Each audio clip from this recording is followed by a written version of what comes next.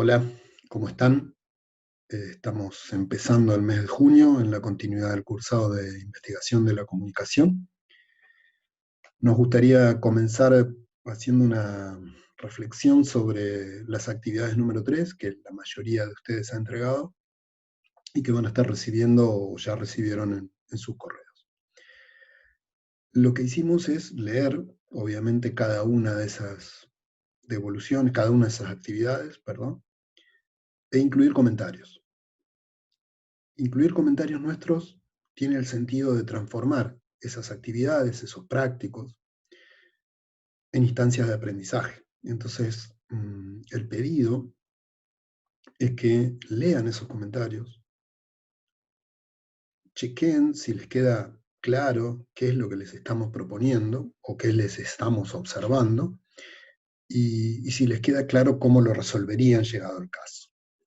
No tienen que reelaborar los trabajos, no tienen que reenviarnos los trabajos. Y esto a veces eh, opera como clausura, ¿no? Entonces, como Marcelo dijo que no tenemos que entregar los trabajos, ni leo lo que me pusieron, o lo leo y lo leo muy, muy a la pasada. No digo que sea el caso, discúlpenme si la mayoría está pensando en otra manera, y espero que en realidad espero que así sea, pero es la experiencia de todos los años anteriores, ¿no?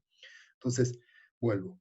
Si nosotros les hicimos alguna observación, revísenla, fíjense si está claro para ustedes qué les estamos observando, si les deja claro cómo resolverían entonces esa consigna, en una actividad práctica que, bueno, es la primera vez que las ponemos y los ponemos y tratar de identificar los componentes del proceso de investigación, lo cual lleva su ejercicio y lleva su tiempo, porque además tampoco es que era el trabajo de Vallejos es una síntesis de una tesina, digamos, ¿no? No es un artículo o una tesina completa que seguramente les hubiera dejado más claro, digamos, algunos elementos.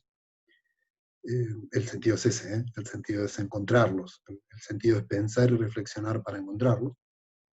Entonces, es lógico que se den algunas situaciones como, por ejemplo, que en algún momento se haya confundido el sentido de la problematización o del problema o de lo que está buscando conocer Vallejos, en muy pocos, pero se ha dado, o que aparezca mucho la impronta propia de ustedes, haciéndole decir al texto algo que el texto no dice, básicamente, ¿no? Alguien por ahí decía lo que la autora quiere es que eh, establecer cómo debe hacerse el trabajo periodístico. No, no es eso lo que Vallejos está pretendiendo en lo que quiere conocer. O mostrar cómo las transformaciones tecnológicas han cambiado el modo de llevar adelante. No es estrictamente tampoco lo que Vallejos quiere conocer, muchas veces, o desde dónde lo construye. Entonces, un ejercicio también identificar la propia reflexión respecto del texto de Vallejos, que no es el análisis del texto, ¿sí? Sino es como una cuestión más de opinión de ustedes o de impresión o lo que a ustedes les parecería que podría haber sido el texto. La idea es que trabajen sobre lo que tienen y sobre lo que suponemos que la autora o el autor están pretendiendo o pretendieron.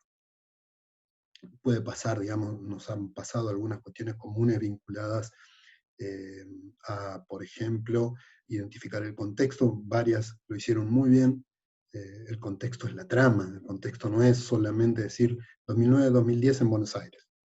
Esa es una parte, digamos, del contexto. El contexto es la trama, y ahí sí en esa trama se incorporan las transformaciones tecnológicas y las transformaciones también, o las mutaciones en las condiciones laborales del periodismo y el multitasking y demás.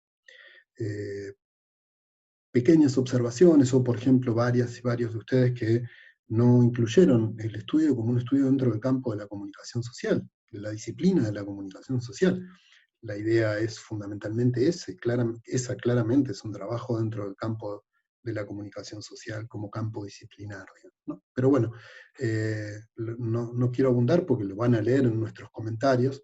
Entren en diálogo con esos comentarios y tomen esta idea de que cada comentario que hacemos no tiene la idea, el horizonte, la intencionalidad de definir aquello que está bien, que está mal, solamente, ni tanto, sino fundamentalmente de que se transforme en una herramienta de aprendizaje. Es decir, que ustedes puedan detectar qué es lo que, no sé si está bien o está mal, sino qué podrían haber hecho mejor, o de qué manera podrían haberlo profundizado, o qué puede estar resultando confuso al momento de expresarlo.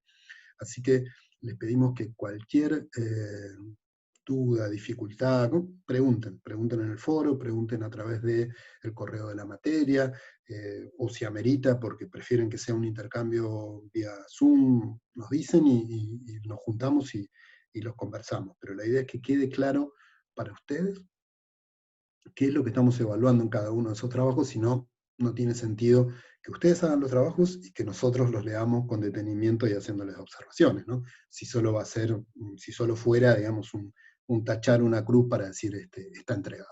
Así que bueno, les invitamos a que se piensen en todos los trabajos prácticos que hagamos, tanto en esta materia como en investigación 2, y sea que en esta modalidad virtualizada o en la presencial, esperamos, en el segundo cuatrimestre, ojalá sea así, la lógica es la misma. Reflexionen, piensen, escriban aquello que a ustedes les parece que está ocurriendo en ese texto para resolver la consigna, y nosotros entraremos en diálogo con eso, no en una marcación del bien y el mal, sino en un acompañamiento del diálogo en términos de aprendizaje. Bueno, el segundo punto de nuestro encuentro de hoy, no quería que se me extendiera mucho, es trabajar justamente con uno de los temas, de los componentes del proceso de investigación que les pedimos trataran de identificar en el texto de Vallejo, que es el marco teórico. Marco conceptual, contexto conceptual, el marco teórico, lo teórico dentro de la tarea de investigación. Les propusimos la semana pasada que leyeran el capítulo 3 del texto de Battiani, el referido a el problema de investigación, y que dejaran el capítulo que seguía, que es el 4 en el programa, para acompañar esta semana con la idea del marco teórico. Pueden incluir el capítulo de Marradi, Argenti y Piovani, referido a la función de la teoría, digamos, en la investigación social, pero vayan paso a paso. Si va quedando claro el texto de Battiani, si queda claro lo que conversemos hoy en la clase, si eso está claro, podemos darle una vueltita de rosca más, digamos, en términos de profundización reflexiva a partir del texto de Marradi, Argenti y Piovani. Bien, en principio vamos a hacer un camino inverso al que les propone el texto. El texto va a empezar diciendo qué es la teoría, y me gustaría que empezáramos pensando qué es un concepto. ¿Qué es un concepto? Un concepto es una idea, como tal es una abstracción, pero es una idea, una abstracción que se refiere a algo y que intenta echar luz, comprender, explicar, describir, caracterizar algo del mundo de lo real, entre comillas, digamos, ¿no? Con distintos niveles de abstracción. Habrá conceptos muy concretos, muy cercanos a esa realidad de la que estamos hablando. Si alguien, no sé, caracterizara los periodistas, por ejemplo, las y los periodistas con los que va a trabajar Vallejos, y dijera, bueno, yo también, a mí me interesa caracterizar la edad. Entonces voy a mencionar la edad, las edades son de estos rangos, ¿por qué me interesa? Y porque creo que hay distintos modos adaptativos al multitasking y a la modificación de la tarea periodística a partir de esas edades. Y ahí la edad es un concepto, es un concepto. Y es un concepto quizás mucho más cercano a ese aspecto de lo real que queremos caracterizar. Mientras que hay otros conceptos más complejos, de mayor abstracción, que toman como un poco más de distancia y que necesitamos procesarlos en la tarea de investigación para llegar a analizarlos. Por ejemplo, en el caso de Vallejos, la práctica periodística. Pensar la práctica periodística. Pensar la construcción de la noticia, la producción de la noticia. Conceptos complejos, ¿por qué? Porque a su vez habrá subconceptos que se articulen para explicar qué es la práctica periodística, cómo se la concibe, cuál es el alcance, lo mismo con la producción de la noticia. Y también podemos identificar conceptos cada vez más abstractos. Por ejemplo, Vallejos dice, la noticia es una mercancía, ¿sí? Entonces, la idea de mercancía nos lleva a un nivel, digamos, aún mayor de abstracción. Y así podemos integrar, digamos, y pensar conceptos de distinto tipo o distinto nivel de abstracción. Claramente un concepto es una idea, y es una idea que construyó alguien, y que además ese alguien la construyó articulado a otros conceptos. Y acá viene la idea de teoría. ¿Qué es la teoría? ¿Qué es una teoría? Podríamos diferenciar qué es la teoría y qué es una teoría, pero no nos confundamos por ahora. ¿Qué es una teoría o qué es la teoría? Una teoría es un conjunto de conceptos articulados entre sí, que lógicamente tienen sentido de estar articulados entre sí y que además se articulan entre sí por alguna cuestión,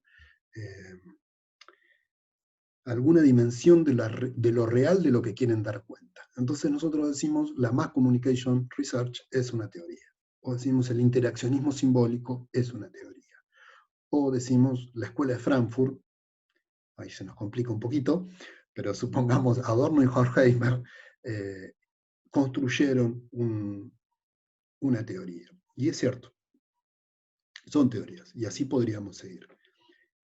Pero fíjense que no dije hasta ahora que los conceptos sean un autor, o sean propiedad de la autora o del autor que los pensó, ni que las teorías son la autora o el autor que los pensó. No es que la teoría es Williams, la teoría es Hall, la teoría es, no sé, Adorno, como mencionábamos recién, o Goffman. No. Lo que la teoría es un conjunto de conceptos articulados e integrados lógicamente que tratan de comprender algún aspecto de lo real. Y nuevamente, así como en los conceptos teníamos distintos niveles de abstracción, la teoría tiene distintos niveles de alcance. Tendremos teorías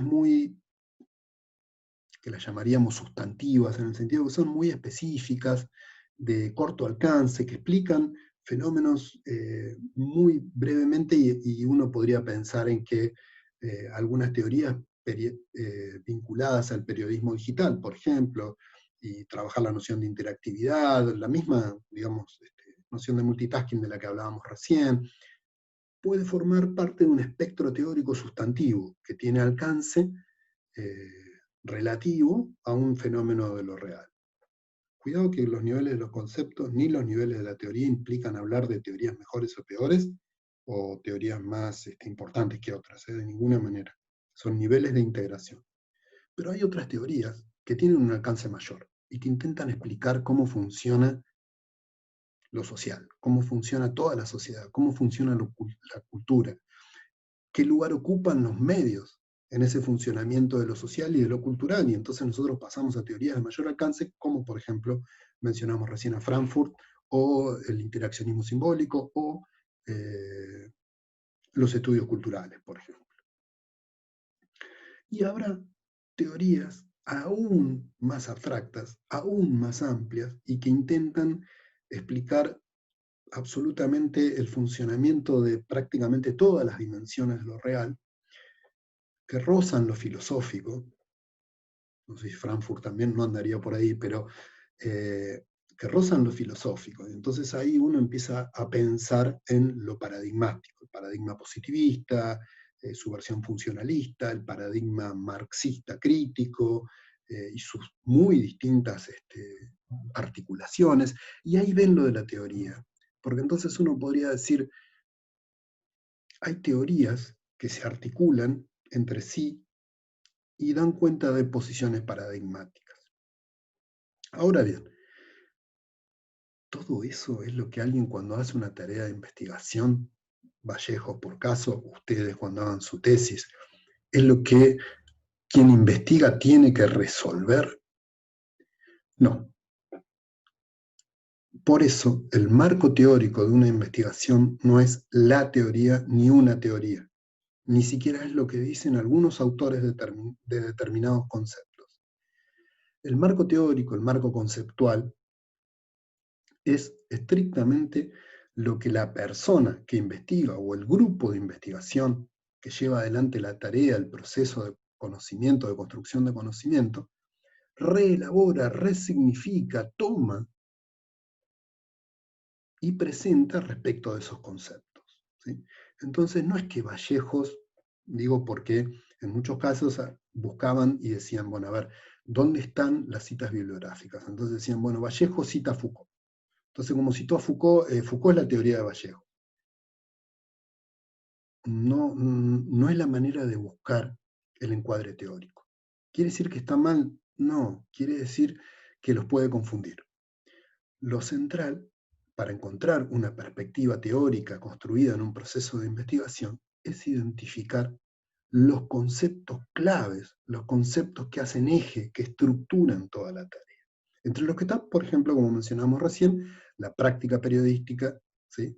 Las condiciones, podríamos pensar, digamos, las condiciones del trabajo periodístico, la producción de la noticia. Entonces, quien investiga no es que presenta una teoría, o no es que toma una teoría y dice, esta es mi teoría, ¿sí?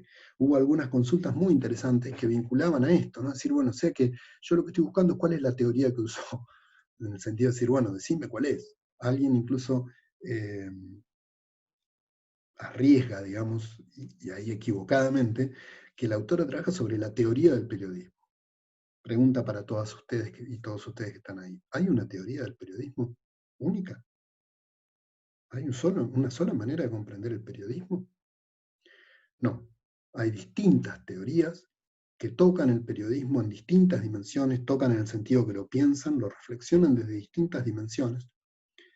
Y esos posicionamientos son los que va construyendo quien investiga. Entonces, volviendo, tenemos distintos niveles. Teorías, principios paradigmáticos podríamos empezar en nivel de abstracción, teorías generales, teorías macrosociales, teorías de alcance medio, como diría Merton, o sustantivas, es decir, específicas que se refieren a algunos fenómenos, y todas están conformadas por conceptos. Quien investiga lo que hace es repensar, reorientar y representar esos conceptos porque lo hace en función de su tema de investigación.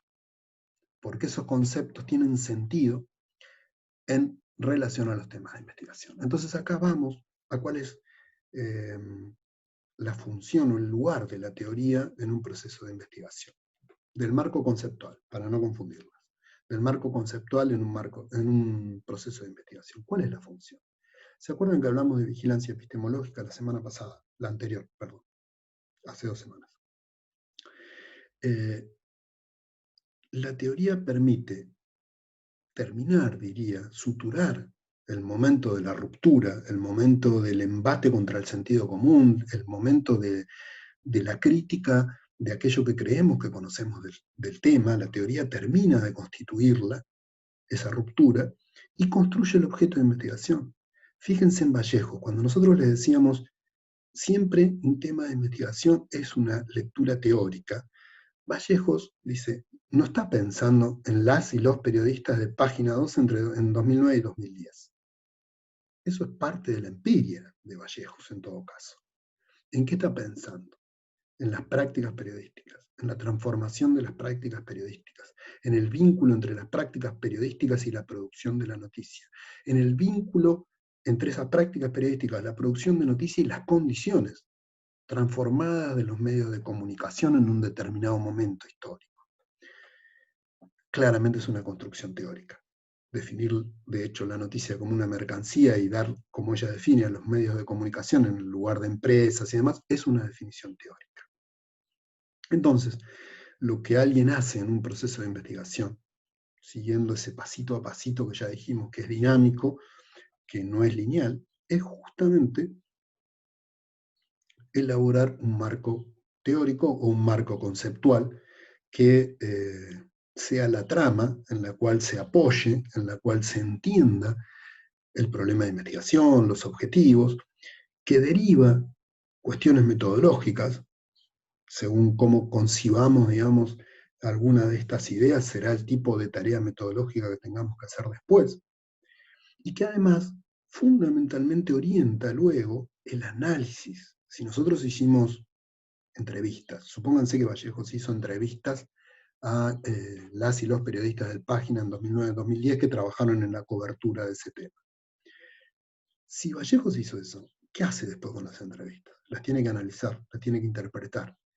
¿Y cómo lo hace? ¿Desde su sentido común? Volvemos al sentido común. ¿Desde lo que a ella le parece opináticamente? No. Lo hace desde el marco conceptual que construyó para comprender el tema de investigación. Entonces, les hago unas primeras aclaraciones, o primeras no, perdón, ya llevo media hora, voy incluyendo las aclaraciones. Esperen porque no hice algo que es lo siguiente. Ahí está, que es compartir la pantalla. Espero que la puedan ver. Fíjense, este es el texto que ustedes tienen que trabajar o leer si ya lo hicieron. En una parte del texto diferencia, aquí está, si lo pueden ver como lo marco teórico, marco conceptual y antecedentes. Ustedes tomen todo el tiempo marco teórico y marco conceptual, como lo mismo, como si estuviéramos hablando de sinónimos. Van a ver que después dice, acá abajo el texto, marco de antecedentes tal cosa, marco teórico tal cosa, marco conceptual tal otra. No. Piensen junto el marco teórico y el marco conceptual como una sola cosa. Y sí diferencienlo de los antecedentes. Los antecedentes son el estado de conocimiento en el tema. Los antecedentes son aquello que otros investigaron e indagaron sobre el tema y que yo me posiciono en diálogo con esos antecedentes, ¿sí? Para criticarlos, para discutirlos, para ir en contra de ellos, para tomar de ellos, para comparar mis resultados con los que ellos hayan construido, pero no es mi marco teórico conceptual. Mi marco teórico conceptual es, miren, acá lo estoy leyendo, una elaboración que la investigadora hace, ¿sí? Proponiendo definiciones de algunos de los conceptos que utiliza, expresando supuestos, hipótesis. Es una especie de teorización hecha por quien investiga, ¿sí? Entonces, permítanse encontrar el marco teórico en distintos espacios de un artículo o de un trabajo de investigación, porque el marco teórico o algunas referencias a ese marco teórico conceptual van a estar cuando se define el problema, cuando se definen los objetivos, cuando está haciendo el análisis de los datos, ¿sí? Y ahí aparece lo teórico y aparece el marco conceptual. Entonces, eludan buscar el marco conceptual solamente si hay un autor o si hay citas o referencias. De hecho, esa cita que aparece al final de Foucault tampoco queda muy claro que sea tan significativa, salvo que ustedes la reinterpreten correctamente, digamos, dentro del esquema que propone la autora, que quizás no tienen, digamos, demasiados elementos para ello. Y entonces me gustaría decirles que tienen el... Esperen que comparta pantalla. Ustedes tienen el PowerPoint con el proceso de investigación. Vuelvan a ese PowerPoint y van a encontrar en la diapo 8, van a encontrar lo referido al estado del arte, de qué se trata, o estado del arte es lo mismo que decir estado de conocimiento en el tema, revisión de la literatura, revisión bibliográfica, antecedentes, ¿sí? Piénsenlo exactamente igual. Y lo que es marco teórico o marco conceptual. Van a encontrar algunas referencias, ¿sí? De qué se trata, cuáles son sus funciones, breves, cuál es el lugar o los niveles que hablábamos de teoría recién, pero me gustaría, para no extender demasiado, porque sé que es denso, digamos, estar viendo un video y demás, ¿qué no es un marco teórico? Para que esto lo tengan también presente en relación a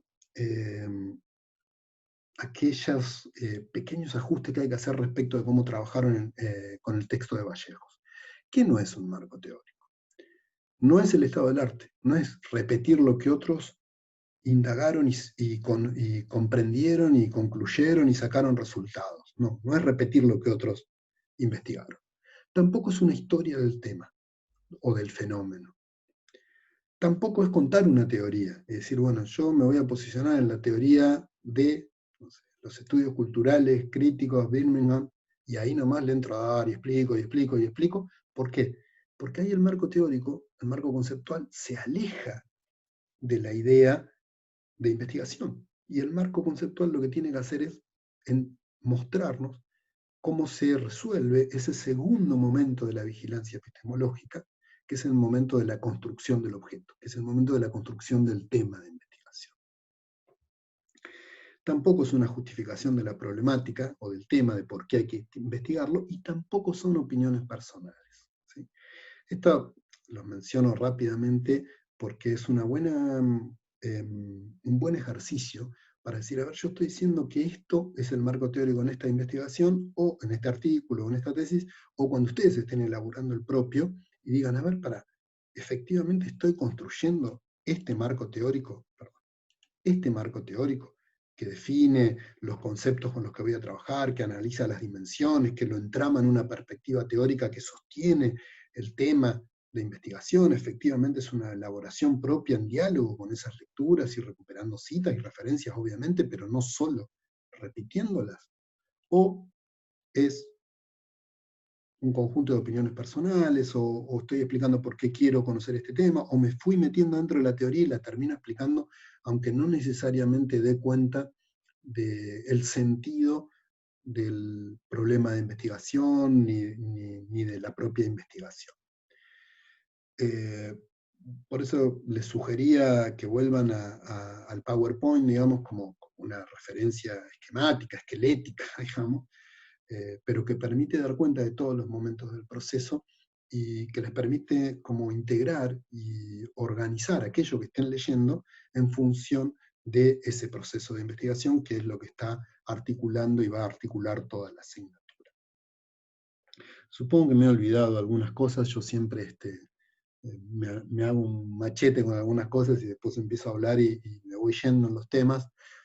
Así que bueno, les pido que si les quedó alguna cosa en duda, si quieren que volvamos a trabajar lo conceptual, si necesitan lo conceptual, el marco teórico y demás, si les parece que no, que está bien y que podemos seguir avanzando, si quedan dudas con las observaciones que les hicimos, si necesitan un tiempo para ponerse al día, digamos, en las lecturas, lo que resulte, por favor, no se lo guarden y transmítanlo para que lo podamos nosotros organizar la dinámica de la materia en función de eso. Sabemos claramente que están sumamente desgastadas, bueno, sabemos no, suponemos, porque nosotros también lo vivimos, en realidad, lo voy a decir así, que hay un desgaste lógico, producto de un modo de cursado que bueno, nos permite algunas cuestiones, pero también es mucho más la que nos impide y genera una dinámica de dependencia respecto de estas clases grabadas, o de la presencialidad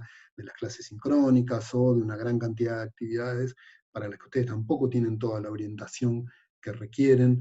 Piensen ustedes que les estamos proponiendo actividades que en un marco de presencialidad estaríamos teniendo 4 horas de clase semanal, ¿sí? Y acá en el mejor de los casos estamos teniendo media hora y una orientación menor para leer los textos. Entonces, comprendemos eso, entendemos en el lugar en el que estamos y suponemos que ustedes lo están transitando de muy diversas maneras, así que recupero la idea que les dijimos hace la semana pasada, la anterior, y que les venimos manteniendo. Cuenten qué es lo que están pasando, si es que eso les parece necesario para que nosotros reorientemos o reorganicemos cualquiera de las cuestiones que estamos llevando adelante con la materia. Así que bueno, no sigo más, porque supongo que esto ha sido largo, el tema creo que lo ameritaba, y la devolución de los trabajos también, pero bueno, espero que tengan la paciencia para aguantarse todo esto y bueno, que podamos seguir trabajando con la dinámica con la que ustedes lo vienen haciendo. Las actividades han estado en general muy bien orientadas, muy bien resueltas, como les decía al inicio, así que bueno, eso también nos anima mucho con Diana para seguir, digamos, en el diálogo con ustedes. Nos vemos la próxima.